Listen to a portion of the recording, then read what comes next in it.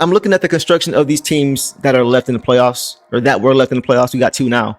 Yeah. But just looking at the Eastern Conference and Western Conference finals and just looking how those teams are put together. And one thing that stood out to me was the 3. That 3 position. You look at the 4 teams that were left in the playoffs before the last 2 were eliminated from the conference finals. You look at the T-Wolves, Jaden McDaniels. You look at Lou Dort for the Thunder. You look at Mikal Bridges for the Knicks. You look at Aaron Naismith for the Pacers. All those guys can spread the floor. Yep. You know what I'm saying? Ausar is one of the most important players on the Detroit Pistons. Yep. Easily. Backbone of the defense. Covers so many mistakes. And you could see just his raw ability in... He doesn't have a ceiling, bro. It's ridiculous. I just really want to see him get to, just get to 30%. Or somewhere close to 30% next year from 3. Or even not even 3s, because Jaden McDaniels doesn't always shoot 3s. Sometimes he's in the mid-range.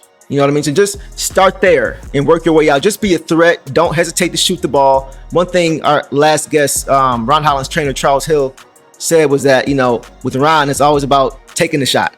Because if you don't take it, you're not going to have the confidence to take it next time when it's available. So I think with I really just want to see Ausar be able to develop a jump shot that he's comfortable with, because I'm so excited for his game, man. If he can just get to a respectable percentage, even in the mid-range, just making people guard you, I think that's going to make him a phenomenal player very quickly.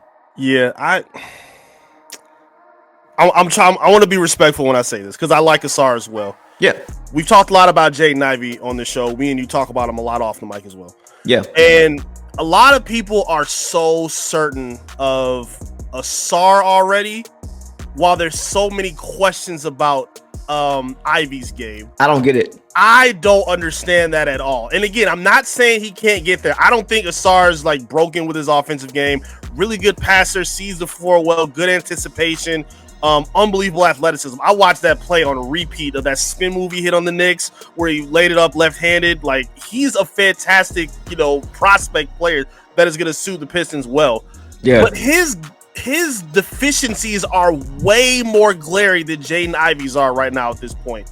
And I agree with you 100%. I really want to see him find some kind of comfort with his own, even if it's not a 3-point shot. If it's your ability to find some comfort in the mid-range, maybe you just get to the rack well and your free throw shooting goes up just because you're drawing contact at a high rate. Cool. That's going to work for this team. But I don't know. I just see a lot more assurance and just confidence in Ausar already, knowing that his deficiencies are so off right now, offensively specifically. Defensively, yeah, it's all there.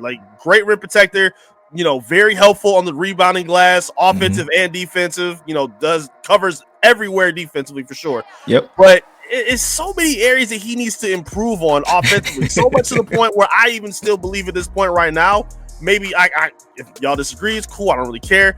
I kind of think Ron Holland has a higher ceiling right now. Just a little bit, just because he's not scared on either side right now. We've seen Ausar turn shots down. Bro. We've seen teams just leave him. Oh, you shoot it?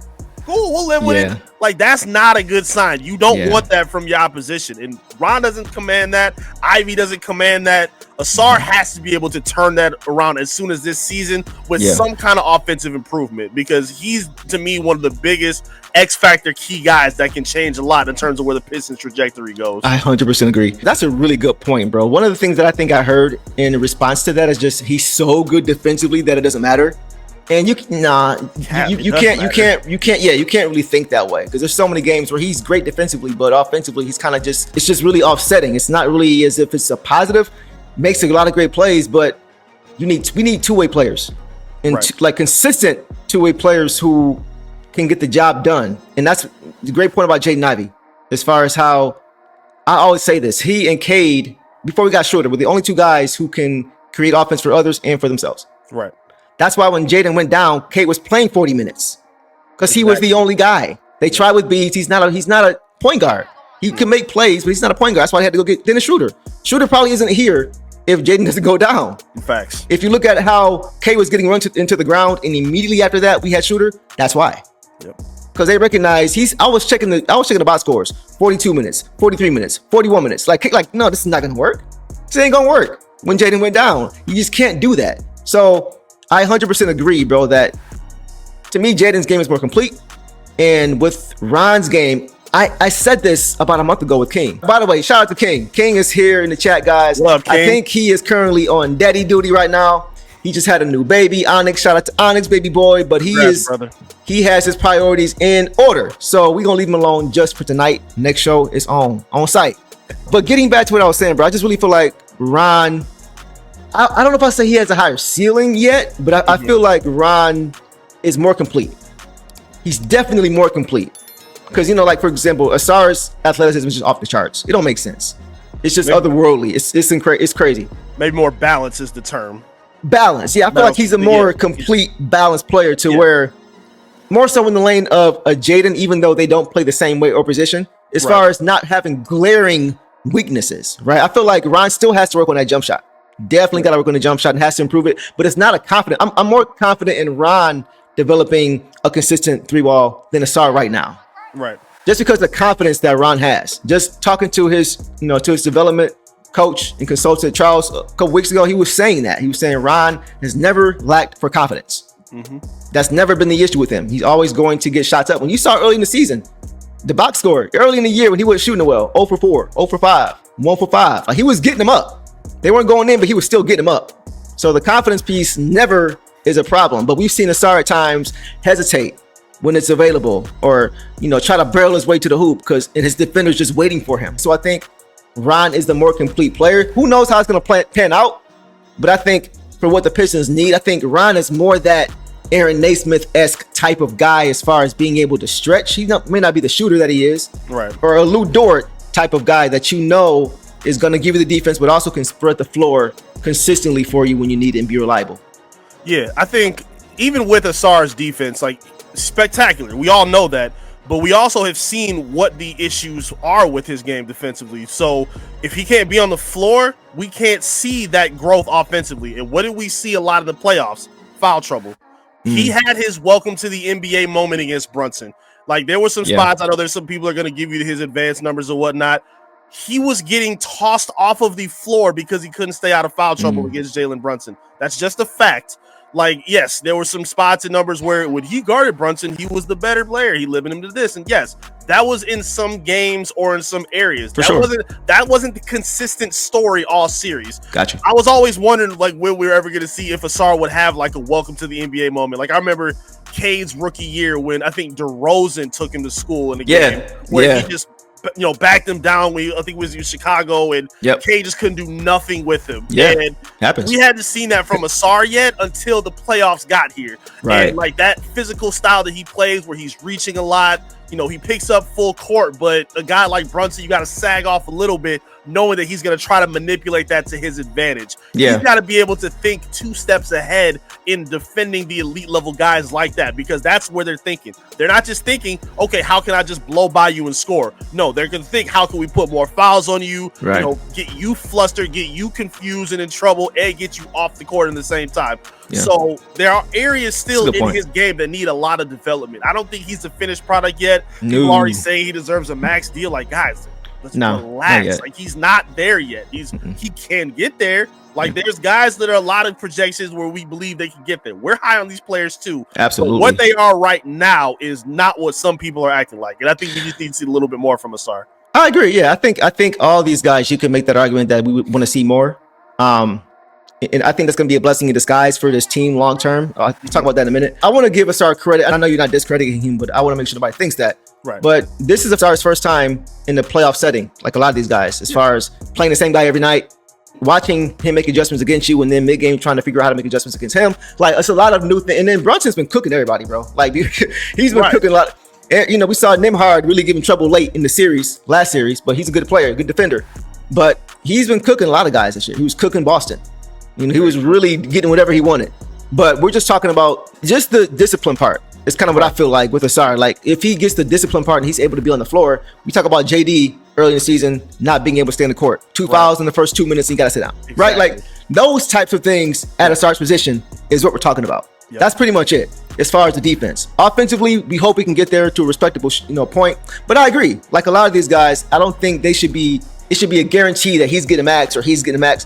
And honestly, I feel like from a GM perspective, not a player perspective, obviously, but a GM perspective and a team perspective and maybe a fan perspective, that the things that have happened with this team, like Jaden's injury, Ausar's blood clot, JD's slow start, these, Cade having the injuries he did, but Cade's already signed. But just the other guys, I think those things can be a blessing in disguise. When it comes to being able to keep some of these guys for maybe longer, because you didn't have to sign them to max extensions, maybe perhaps because of those things happening. Like, think about the Golden State Warriors, the strength in numbers Golden State Warriors in 2015, 2014, when you saw, Clay and Steph really becoming the Splash Brothers, right? When they're coming into their own. But they had 1 through 10, once again, a deep team, right? That's what started the run. It was a strength in numbers mantra. They had guys you could just throw in and be effective. And I think a big part of that is because, they had guys they could put around Steph. Right. But why did they have guys they could put around Steph? Because there was a point in time when people thought Steph may not be able to survive in the NBA because he kept getting injured, his ankles. He kept turning his ankle every other year. And once again, injuries played a factor in what nobody thought Steph would be this when that was going on. Right. Nobody did. But the injuries showed you how it could derail him. Fortunately, he got past it. But because of that situation, the Warriors were able to go and get a bunch of guys because they didn't have to sign Steph to that super max extension. Right. Because of those injuries. And it worked out for them to be able to have. So I'm just looking at this situation here with our team, the blood clot, and I'm looking at Jaden's injury, all unfortunate things as of right now in the present. But I'm thinking long term, it may allow us to be able to, because of situations, keep these guys longer because we're not having to dish out max money here, max money there to go along with Cade's max money. I think it may work out in a situation to where we can kind of keep guys for longer than we think because of the unfortunate things that happened earlier on the rookie deals. Just a thought, just putting it out there. No, you're 100% right, because those guys weren't sitting out there, trying to crash out and blow up their rotation for Derek White-esque players. They were able to just bring in Sean Livingston and bring in Zaza Pachulia and Barbosa and simple guys like that. Bogut. Harrison Barnes helped do his deal. Yeah, Bogut. You didn't say, oh my God, there's this unbelievable player down here in Boston we just have to have. Oh my God, what is it? Is it a Lamborghini? Nah, it's a Honda Civic that's got 20s on it. Bro, shut up. Stop it. Stop it. I'm crashing out on Derek White every chance I get. No, I don't want to hear nothing else about Derek White for the rest of the offseason. Let him go to Atlanta. Let him go to Charlotte. Let him go anywhere else. I don't want to hear nothing else about Derek White, bro. I don't want to hear it. All the dirty work, all dog.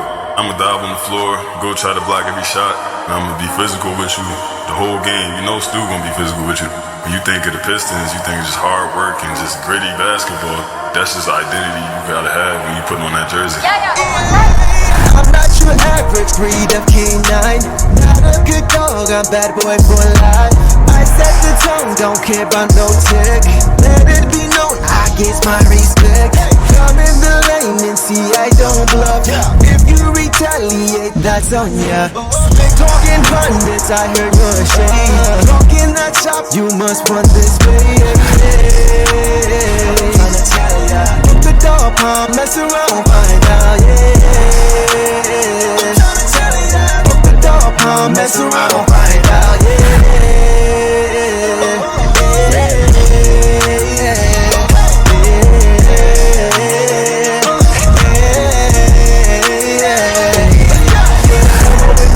For some barbecue sauce, boy, you better crop a hill, cause I'm like that. When you're ready for some barbecue sauce, boy, you better crop a hill, cause I'm like that.